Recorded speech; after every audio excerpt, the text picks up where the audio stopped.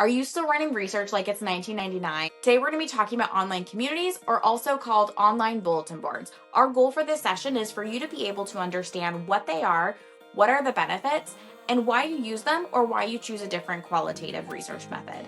Hi, I'm Nikki. I currently work in market research.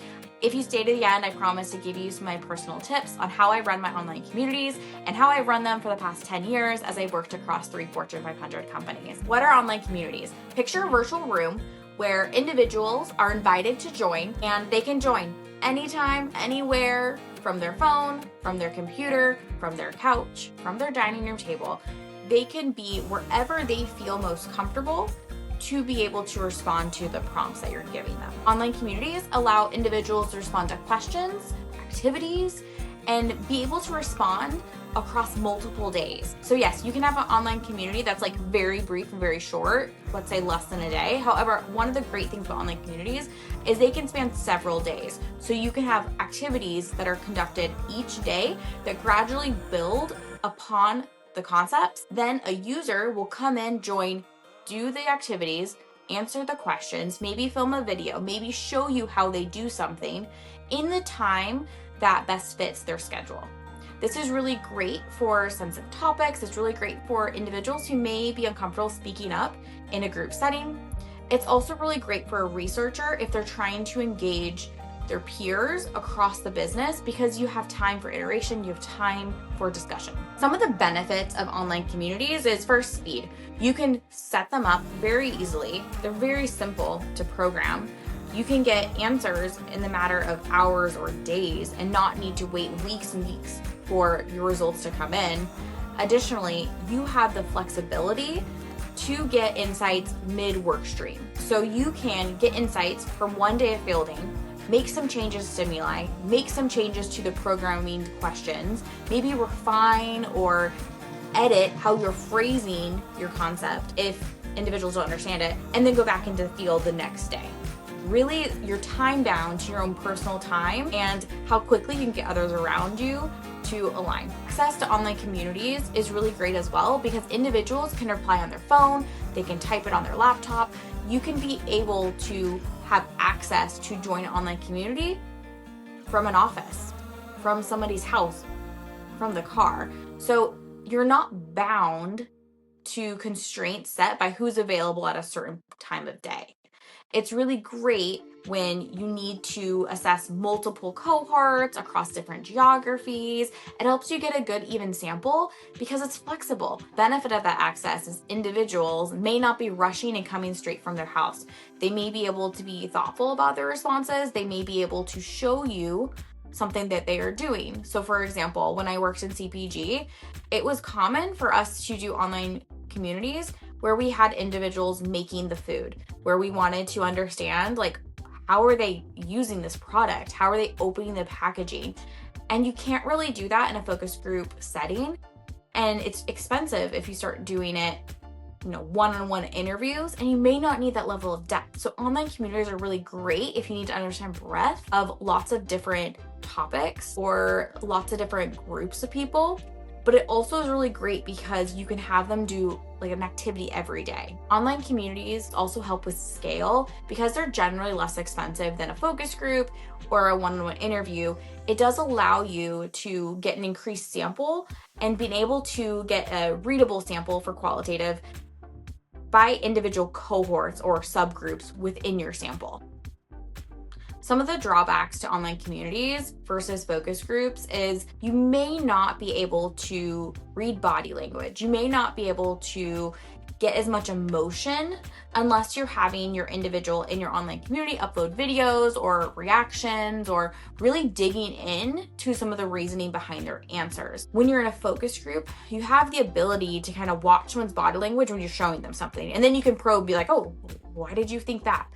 Versus if you're in an online community, when they type something out, you may not have as much understanding of like the severity of that emotion. Additionally, they may be filtering what they're writing, which is why when you're in online communities, it's really great when you have them upload a video, which I'll talk more in just a minute. One of the other things that I think online communities is not as good for as potentially a focus group is for generation, brainstorming, concept work where you need that energy. There is something just really special about a focus group where you have individuals working together to solve a problem, to iterate on a concept. Sometimes in your research, you need that energy, and you don't always have that. You can get some of that energy on online communities. It's just not going to be as strong as you would in a in-person focus group or even an online focus group sometimes, as long as you design it right. Focus groups are better than online communities when you have confidential information. I've had projects where I have had to lock down the facility, make sure like no phones are on the table, and you're able to really make sure that you have like absolute confidentiality in a focus group setting, because you can make sure that no one's taking pictures of your stimuli. You can make sure that people are only like getting the information you're providing and they're not doing research in their own time. So online communities are great, and you still can show concepts. Everybody still goes through confidentiality screening, things like that, and you can put extra in the online community to kind of remind people of the confidentiality. However, it's just sometimes hard, as things always happen. I've never had it personally happen. However, it can happen. When compared to a one-on-one interview, I would say online communities don't get as deep into a specific individual's like deep attitudes and opinions. And like I mentioned earlier, like the emotion element. When you're having a one-on-one interview with somebody, you have that like human to human connection, you have that empathy building, and you are able to ask questions that you may not be able to ask in an online community, because in an online community, you haven't built that rapport. An individual is just responding to prompts. And so really depending on your topic, you may want to do a one-on-one interview versus an online community if you really need to have that rapport with an individual.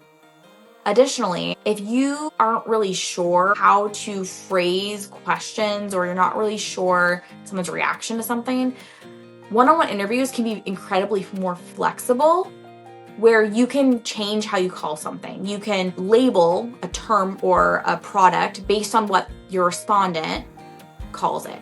Versus an online community, you have to kind of set the stage for what you're going to call something. So yes, you can give an example or a definition of this item. However, it gets more challenging if you really need to explore. So oftentimes I find myself using one-on-one interviews more for like exploration and understanding, and online communities like less so. However, online communities are also really good for understanding behavior over time. So as long as you set up your questions in the right way, you still can get more of an exploration, qualitative research study. Okay, so now for some pro tips. I would recommend trying to have as much different like activities and questions, and really just like using different tools available in your online community platform. Individuals tend to disengage when they get bored, or they feel like you're asking the same questions again, or maybe you have like a template and it looks the exact same every day, and they maybe just will start writing like, I've already said this, or see my other question. So when you kind of add variety to the activities, you kind of, try to have something fun, or add multimedia, meaning like a video, an image, or you have them pick from images that you've given them. This helps increase engagement, and overall you'll see better results. Similarly, I love it, and I'm trying to think of a time when I haven't used it, but I try to make sure I have my respondents uploading an image that represents themselves, or an image of themselves, or image of the product, or their workspace, or their kitchen, or whatever. And then if possible, upload a video as well. So whether it be their video response to one of your like key prompts, or a video response of them using their product or unboxing your product. I find this is so incredibly important, because you A, get to know the individual a little bit more, but B, it also adds context behind the words. So you, again, able to get more of that emotion, able to get more of their overall interest in the idea. So for example, if somebody says, and they're typing out like, I like this product a whole lot. Well, how much do they like it? And so when you add some of those like video responses mixed in with words, you're able to really get a sense for like that emotion and the severity of interest that you may not get with just words alone. The other great thing about online communities is they're building in technology. So right now we're seeing AI being helped when you're reviewing responses, helping to synthesize responses, helping to start to code emotion. So some of those tools and techniques can help you add to that context, but it just really does add a level of sophistication and depth when you have images or videos. Another tip is think about ways to add the fun. So think about ways to have users tell a story about a product or kind of pretend they are their neighbor or the CEO of a product. Give them fun. It also helps them as a strategic technique for them to think outside themselves and maybe share something personal that they don't really want to kind of own themselves. Some of my favorite objectives that I love to use online communities to help solve for are if you need to understand someone's experience, and that experience happens over multiple days. For example, if you are trying to understand how somebody is purchasing your product or shopping for your product, you can do an online community where somebody is doing in the store, reviewing products they're seeing on shelves. They can kind of take you with them. They can kind of show you the websites they're reviewing. I really like this because you can kind of see how their research process evolves. And then additionally, when they purchase your product, you can have them unbox it. You can see what they're doing with packaging. Are they impressed with the packaging? Are they more like, oh, this is, no big deal? Another thing I really like to use online communities for are when you need to kind of get some qualitative research really fast and you don't have a lot of budget. And it's something where you have different hypotheses. And so it's really great because you can start to group themes very easily with some of the synthesis tools, like with some of the AI tools. Another objective I like to use online communities for are when I'm doing more concept development. When I have an idea of something, and that idea could be a product description, it could be an actual product, it could be just an idea or a statement of what the product is. I really like online communities because you're able to, one, highlight what people like or dislike about your idea and your product. They're also able to build on top of the idea. And then there's some tools are able to have individuals work together. So you can have a respondent reply on their own and share their ideas on the concept. And then they can vote and engage with others within the community. So then you can get that more, really, I like to call it ideation technique. You can get more ideation and brainstorming in there, which is really insightful, especially for what I found product teams. They really love it when they start to see some of that more organic brainstorming, so they can see if some of their ideas are coming up organically or if maybe there's a better idea that a customer came up with. Finally, the last objective that I like to use online bulletin boards for are reviewing marketing copy. I have found it so incredibly important. If you're gonna send out a brochure, if you're gonna send out an informational FAQ to your customers, send it through an online bulletin board. Send it through another form of research too. But online bulletin boards are so great at understanding comprehension, understanding key questions that people have. I found it so important when I'm working on something for my marketing teams and they want to send something out and you're unsure if people understand it. It's really easy to go through multiple rounds of iteration on a marketing copy or marketing communication. You can even, have different layouts over the series of days. It helps you refine and edit your design and being able to send something out to your customers that they will understand and be interested in. So finally, the last tips are more around how to build engaged teams and really managing your online communities. I have found if you are moderating the online community or if you have a moderator doing an online community, it doesn't matter. It just depends on your time and your expertise at moderation.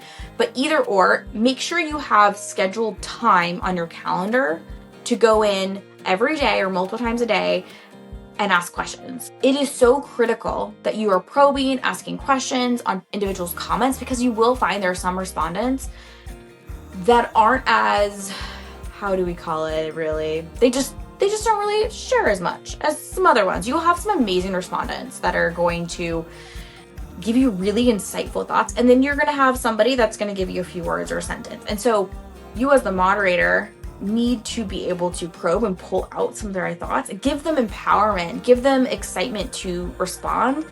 minimally, you want to understand their opinion and thoughts because they do represent a group of individuals that are potentially buying your product. And so you really want to make sure you're getting every individual in your community's thoughts. The second piece is if you're working with a group of individuals, maybe set up group time to review the responses live.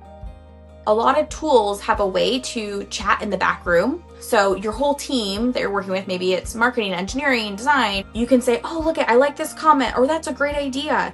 And it really helps with collaboration. I have found a lot of my partners internally really love to be involved in the research. They love to read the quotes.